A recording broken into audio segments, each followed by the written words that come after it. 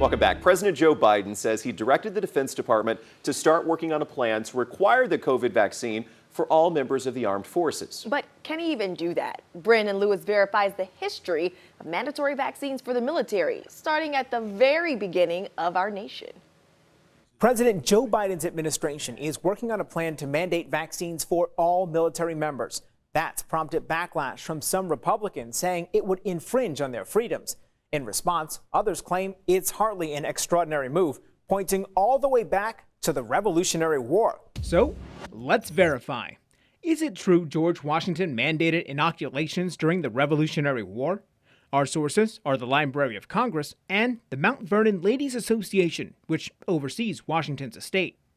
Back in the 1770s, the Continental Army wasn't just fighting the British, it also battled smallpox.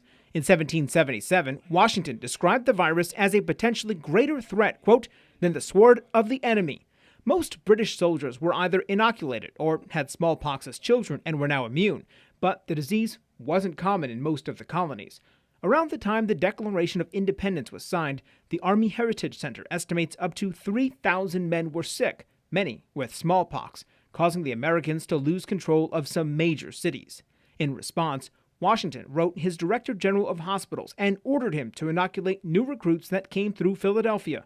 By 1778, 40,000 freshly inoculated soldiers were ready for battle.